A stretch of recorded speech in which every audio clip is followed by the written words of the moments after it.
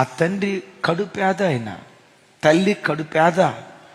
ఆ పేద స్థితిలో మా కుమార్తెను మంచిగా చదివించాలని కష్టపడి చదివించారు. అమ్మాయి నర్సింగ్ చేసింది, ఎవరినో ప్రేమించిందట, నాకు అన్నిచ్చి పెళ్లి చేయను. వీళ్ళు ఎంక్వైరీ చేశారు. ఎంక్వైరీ చేస్తే చివరికి తెలిసింది ఏంటంటే, ఎవరినైతే ప్రేమించి పెళ్లి చేసుకుంటాను అంటుందో వాడు కేర్ ఆఫ్ ప్లాట్ఫామ్ గాడంట, ఎయిర్ ఫోర్స్లో పనిచేస్తాడంట. ఎయిర్ ఫోర్స్ అంటే తెలుసా? గాలి గంగయ్య, గాలికి తిరుగుతూ ఉంటాడు. ఇంకా చెప్పాలంటే అఖిలాంధ్ర సోమరిపోతు సంఘానికి అధ్యక్షుడంట.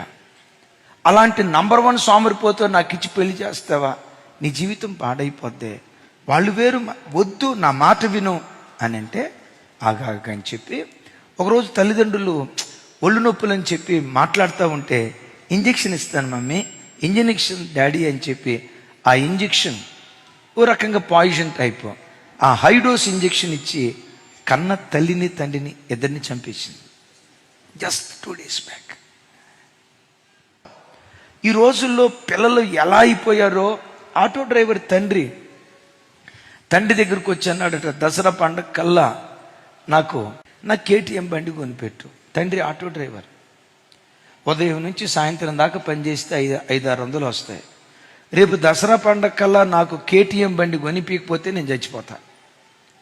ఒరే 2 లక్షలకు పైగా రా, నేను ఎక్కడ తీసుకొచ్చేది, నువ్వు కొనియనంటే నేను చచ్చిపోతా. దసరా పండగ లోపు టార్గెట్, దసరా పండగ లోపు కొనియకపోతే నేను చచ్చిపోతా అని అంటా ఉన్నాడట.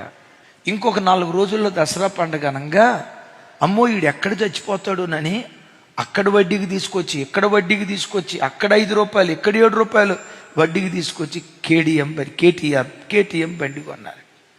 వాడు బండి వేసుకొని మొదటి రోజు అట్ట బుర్రుమని వెళ్ళినాడు, మరలా తిరిగి రాల, యాక్సిడెంట్ అయి చచ్చిపోయాడు.